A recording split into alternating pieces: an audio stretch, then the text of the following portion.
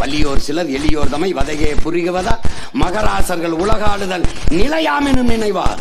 உலகால உனது தாய் மிக உயிர்வாதை அடைகிறாள். உலகையை ஆள்வதற்கு உன் தமிழ் தாய் உயிர்வாதை அடைகிறாள். உதவாதினி ஒரு தாமதம் உடனே விழித்த. அனைவருக்கும் வணக்கம். தமிழ்நாடு அரசு போக்குவரத்து கழகம் அப்படின்ற பெயர் பெரும் விவாதத்தை தமிழக அரசியல் வரலாற்றுல ஏற்படுத்திட்டு இருக்கு. அரசு போக்குவரத்து கழகம் மட்டுமே அனைத்து பேருந்துகளும் இயங்கிட்டு இருக்கு.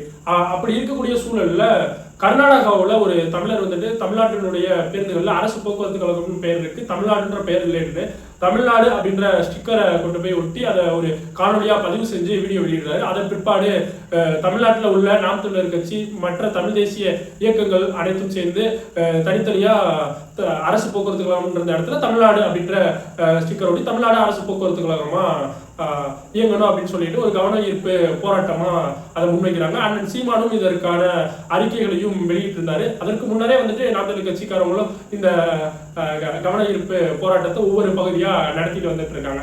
அப்படி இருக்கக்கூடிய சூழல்ல இது எப்பனா இந்த தமிழ்நாடு அரசு போக்குவரத்து கழகம்னு எப்ப இருந்தது, அது என்ன நடந்துச்சு, முன்னாடி எப்படி இருந்தது அப்படின்றத பார்ப்போம். 1920 இருந்து 1947 வரை தனியாரிடமே இருந்தது. பிரிட்டிஷ் ஆட்சி காலத்துல தனியாரிடம் இருந்துச்சு. தனியார் தான் இந்த பேருந்துகளை இயக்கிட்டு இருந்தாங்க. திருச்சி,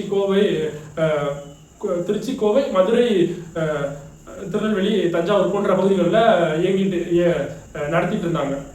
அதன் பிற்பாடு 1947 இருந்து 1972 வரை எஸ்சிடிசி மாநில தமிழ்நாடு முழுவதும் எஸ்சிடிசி பேருந்துகளா இயங்கிட்டு இருந்தது. தமிழ்நாடு அரசு எடுத்து நடத்திட்டு இருந்தாங்க. அதன் பிற்பாடு 1972 இருந்து 1997 வரையில டிஎன்எஸ்சிடிசி அப்படின்னு சொல்லி அந்த பேருந்துகள் இயங்கிட்டு இருந்தது. டிஎன்எஸ்சிடிசி அப்படின்றது கொண்டு வந்தாங்க.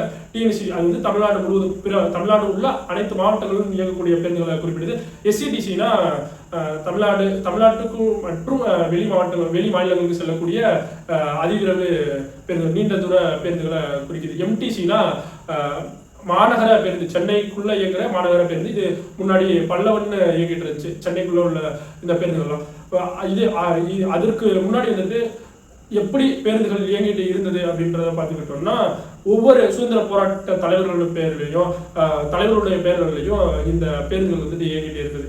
எடுத்துக்காட்டுக்கு வீரன் கட்டபொம்மன் தமிழ்நாடு அரசு போக்குவரத்து கழகம், வீரன் சுந்தரலிங்கனார் தமிழ்நாடு அரசு போக்குவரத்து கழகம், வீரன் தீரன் சின்னமலை தமிழ்நாடு அரசு போக்குவரத்து கழகம், சேரன் அரசு போக்குவரத்து கழகம், பல்லவன் அரசு போக்குவரத்து கழகம், இப்படி பல பெயர்கள்ல தனித்தனியா இயங்கிட்டு இருந்தது. அதற்கு பிற்பாடு சாதிய மோதல்கள்லாம் அதுல ஏற்படுது.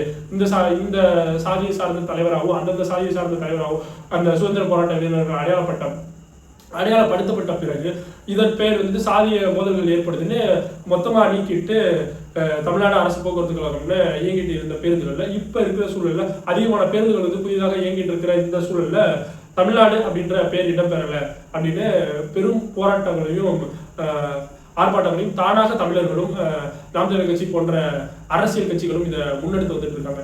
இதுல என்ன சிக்கல்னா, தனியாரிடம் அரசு போக்குவரத்து கழகம் பெரும் முதலாளிகள்கிட்ட தாரை வார்க்கப்படுமா அப்படின்ற கேள்வி எழுது. பாதி எடுத்துக்காட்டுக்கு ஒரு சில பேருந்துகள்லாம் தனியார் தான் நடத்திட்டு இருக்கிற மாதிரி நானும் கேள்விப்படுறேன். அசோக் லைலாண்டு எடுத்து நடத்துற மாதிரியும், சால்மன் சொல்லிட்டு ஒரு நபர் எடுத்து நடத்துற மாதிரியும் கேள்விப்படுறேன். அப்படி இருக்கிற சூழல்ல இப்ப சேர்க்கிறாங்கல்ல தற்காலிக பணியாளர்கள், இப்ப ஓட்டுநர்னாலும் சரி நடத்துனர்னாலும் சரி இப்ப சேர்றவங்க எல்லாருமே தற்காலிக பணியாளர்களா அரசு நியமிக்கிறாங்க. அப்படி அவங்க தற்காலிகமா ஒரு நாளைக்கு உங்களுக்கு எவ்வளவு சம்பளம், ஒரு நாளைக்கு இவ்வளவு சம்பளம், அந்த சம்பளத்தையே யார் கொடுக்குறாங்கன்னா இந்த தனியார்கள் தான் கொடுக்குறாங்க. இதுல நம்மளுக்கு என்ன கேள்வி வருதுன்னா, மற்ற மாநிலங்கள் கர்நாடகா, கேரளா, ஆந்திரா, இப்ப புதுச்சேரி கூட எடுத்துக்கிட்டோம். இப்ப இந்த பகுதிகள்னா அந்தந்த பேர்ல புதுச்சேரி அரசு போக்குவரத்து கழகம், கர்நாடகா அரசு போக்குவரத்து கழகம், ஆந்திரா அரசு போக்குவரத்து கழகம், கேரளா அரசு போக்குவரத்து கழகம் அப்படின்னு இருக்கிற சூழல்ல தமிழ்நாடு மட்டும் ஏன் தமிழ்நாடு அரசு போக்குவரத்து கழகம்னு இயங்கக்கூடாது?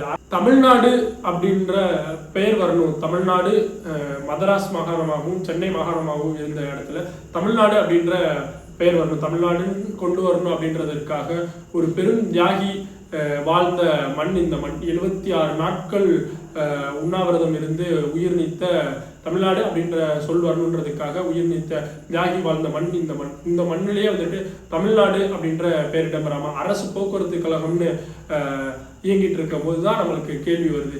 இது என்ன கேள்வி நம்மளுக்கு முன்வைக்குதுன்னா, தமிழர் விரோத போக்க கொண்டு வருது. தனியார்த்துவத்தை ஊக்குவிக்கும் விதமாகவும் அரசு கட்டுப்பாட்டில் இருந்து ஒரு சில இப்ப தூய்மை பணியாளர்கள் விடயத்தில்னா பார்த்தீங்கன்னா, தூய்மை பணியாளர்களுடைய ஒப்பந்தமே தனியார் ஒப்பந்தம் வந்துட்டு தனியார் தான் பண்ணணும். தனியாருக்கு கீழே தான் தூய்மை பணியாளர்கள், அரசு தூய்மை பணியாளர்கள் கிடையாது. அவங்க தனியார் தான் அவங்களுக்கான சம்பளம் கொடுக்கணும், அவங்களுக்கு கீழே தான் இயங்கணும். அதே போல இந்த அரசு போக்குவரத்து கழகமும் தமிழ்நாடு அரசு போக்குவரத்து கழகம் மாறாம அரசு போக்குவரத்து கழகம் கொண்டு வந்துட்டு பிற்காலத்தில் அடுத்த ஆட்சியே வந்தாலே அவங்க வந்துட்டு தமிழ்நாடு அரசு போக்குவரத்து கழகம் மாற்றாம அரசு போக்குவரத்து கழகம் இருக்கக்கூடிய சூழல்ல தனியார்கிட்ட பெரும் முதலாளிகள்கிட்ட தாரை பார்ப்பாங்களா அப்படின்ற கேள்வி முன்வைக்கப்படுது. இந்த நடைபெற இருக்கக்கூடிய 2026 சட்டமன்ற தேர்தலில் திராவிட கட்சிகளை புறக்கணித்து தமிழ் தேசியத்துக்கு வாக்களிக்கணும்னு கேட்டு இந்த காணொலியை நிறைவு பெற நன்றி, வணக்கம்.